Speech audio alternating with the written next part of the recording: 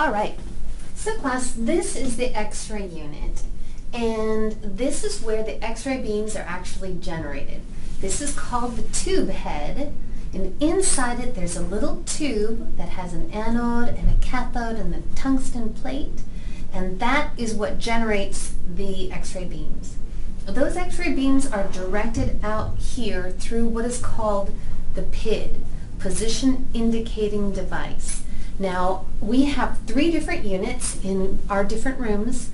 One has a nice long PID, one has a shorter PID.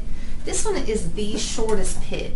I'm not really fond of it, but be it as it may, you are going to see many different units in your career, and you better get used to them all.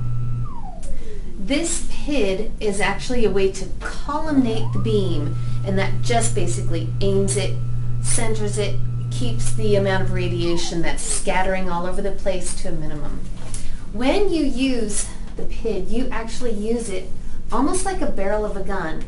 So you get down, if you're taking bite wings, you get down on it, you look over this sight, and you place your PID so that you direct the X-ray beam right through the teeth and onto the image receptor, also called a film or a sensor.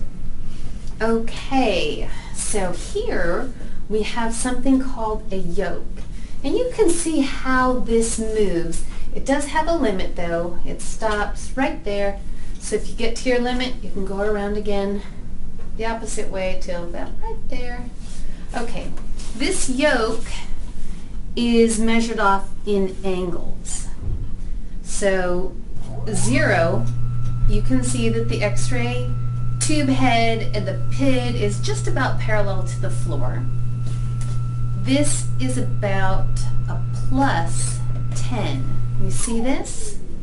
Positive angulation. That means the PID is kind of coming from a positive height and aiming down.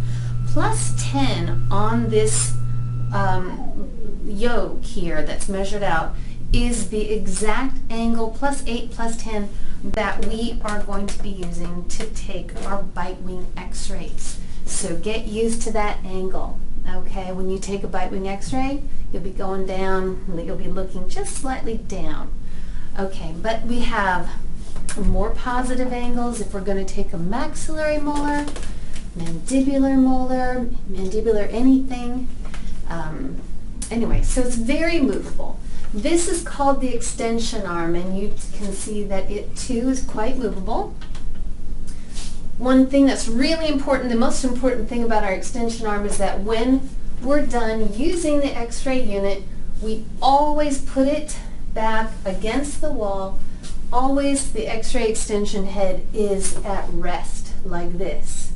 Okay, we never leave it extended because there's a spring in here and it will lose its suspension, and then I have to go have a repairman come out, and that's not very nice.